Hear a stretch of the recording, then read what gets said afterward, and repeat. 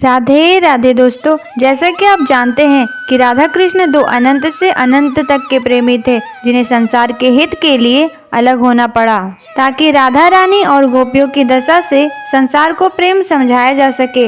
आज के वीडियो में हम बात करेंगे कि कैसा था वो क्षण जब वास्तव में श्री कृष्ण वृंदावन छोड़कर जा रहे थे। जब वो किशोरी जी को छोड़कर चले गए तब क्या हुआ, कृष्ण जी के पीछे से राधा रानी और गोपियों का कैसा जीवन रहा, क्या थी उनकी वास्तविक दशा। तो चलिए इस वीडियो की शुरुआत करते हैं। जब श्री कृष्ण को अक्रूर जी मथुरा ले जा रहे थे रथ में, तो उन्हें रोकने के लिए सभी ब्रजवासी दौड़े। ब्रजवासी श्री कृष्ण के रथ के आगे लेट गए थे।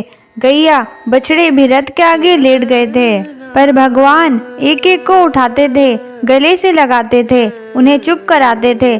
श्री राधा रानी तो मूर्छित ही हो गई थी। श्री कृष्ण राधा रानी के पास जाते हैं और उन्हें सांत्वना देते हैं और ये भरोसा दिलाते हैं कि मैं बस 2 दिनों में वापस आ जाऊंगा।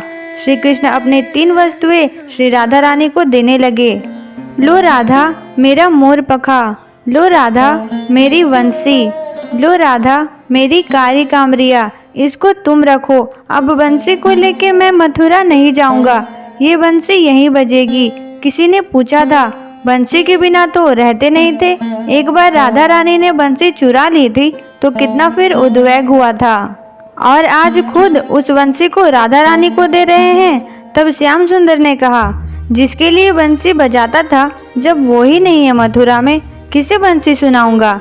यशोदा पछाड़ खा के गिरती थी। यशोदा माखन रोटी लेके रथ के पीछे पीछे भागी जा रही थी।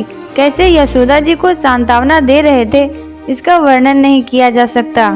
अब वो रथ चल पड़ा। कहते हैं कि जब बहुत दिन बीत गए और श्री कृष्ण वापस नहीं आए तो ब्रज की हालत दिन ब दिन खराब होती चली गई। ब्रजवासियों का हृदय दिन ब दिन श्री कृष्ण की याद में डूबता चला गया। और फिर ब्रजवासियों ने देखा अब इस विरह के ताप से उबरना नामुमकिन है, तो ब्रज की गोपियों ने एक हंस को अपना दूत बना करके श्री कृष्ण के पास भेजा। हंस ब्रज का दूत बनके श्री कृष्ण को ब्रज की दशा बताने आया, जिसमें हंस वर्णन करता है कि चंद्रमा की किरणों से भी ब्रज में शीतलता नहीं दिखाई पड़ रही है। सुंदर सुगंधित लेप भी खुशबू नहीं दे पा रहा है। यहाँ तक कि शीत समीर वायु भी चलती है तो वो भी ब्रजवासियों को विष के समान ही दिखाई पड़ती है। आपके विरह में वे तड़प रहे हैं, जैसे तैसे उन्होंने अपने शरीर में प्राणों को धारण कर रखा है। इधर एक दिन राधा रानी यमुना में स्नान कर रही थी।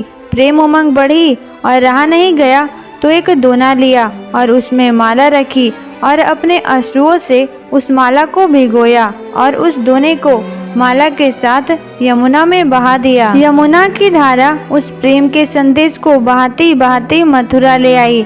जब श्री कृष्ण यमुना में स्नान करने आते हैं और डुबकी लगाते हैं तो वह माला उनके गले में डल गई और उनके आंखों से राधा रानी की याद में आंसू गिरने लगे। तब उद्धव पूछते हैं, आप रो क्यों रहे हो प्रभु। तब कृष्ण बोले, हे उद्धव, मैं ब्रज को भुला नहीं पा रहा हूँ। तब उद्धव बोले, आप तो जगत के गुरु हो, ज्ञानी हो, आपको तो इस मोह माया से असंग होना चाहिए। आप ज्ञान के भंडार हो, फिर भी आप रो रहे हो अपनों के लिए। श्री कृष्ण बोले, हे उद्धव, ये आंसू नहीं है, ये ब्रज का प्रेम है जो आंसू के रूप में बह रहा है। ये आंसू भी मेरे नहीं है, जिनकी वजह से है उनको जाके समझाओ, उनको समझ की ज्यादा आवश्यकता है। तब उद्धव जी ब्रज में आते हैं, लेकिन ब्रज में आते ही उद्धव की खोपड़ी बौरा गई, क्योंकि उसने ऐसा प्रेम कहीं देखा ही नहीं था। उसे पता ही नहीं था कि प्रेम ऐसा भी हो सकता है। अगर ये गोपियाँ कृष्ण की याद में खड़ी हो जाती है तो पूरे दिन उनकी याद में खड़ी ही रहती है। होश ही नहीं है कि बैठना भी है। भोजन तो दूर की बात है, कोई गोपी नाच रही है तो नाचे ही जा रही है। पूरा दिन बीत गया नाचते नाचते, शांति ही नहीं होती। क्यों नाच रही है तू? तो दूसरी गोपी ने बताया कि एक बार कन्हैया आया था इसके घर। इसने कहा कि कन्हैया माखन चाहिए तो नाच के दिखा। कन्हैया बहुत देर तक नाचा पर इसने माखन नहीं दिया। तब से ये यही समझती है कि श्री कृष्ण इससे नाराज होकर के चले गए हैं, इसलिए जब से श्री कृष्ण गए हैं यह रोज नाचती है और कहती है कन्हैया, मैं तेरे लिए दिन रात नाचूंगी, पर तू वापस आ जा। रोज बुलाती है उसको नाच नाच कर। किसी गोपी ने अपने मुख पर कालिक पोती है, पूरा मुख काला हो गया है। उद्धव जी पूछते हैं, इसका क्या रोग है, इसको क्या बीमारी है? गोपियाँ बोली, इसको भी यही बीमारी है। एक बार इसने श्री कृष्ण को काला काला कह के चिढ़ाया था। श्री कृष्ण तो अब चला गया, ये सोचती है कृष्ण इसकी वजह से गया है, इसलिए ये दिन रात अपने आप को काला बनाती है और कहती है, देख कन्हैया, मैंने तुझे काला कहा था ना, पर अब मैं भी काली, तू वापस आ जा। उद्धव ने कहा, ठीक है गोपियों, तुम्हें इतना प्रेम है श्री कृष्ण से, तो चलो सारी मथुरा ले चलता हूँ।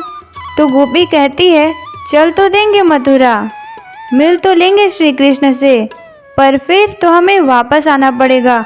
उस विरह को सोचकर, उसका ध्यान करके हमारा हृदय कांप उठता है। कैसे मिलने जाए, इसलिए हमें कहीं जाने की आवश्यकता नहीं। आप आ गए बस, तो हमें लगा कि कन्हैया ने हमें याद किया, बस इसी बात पर हम जिंदगी गुजार देंगे।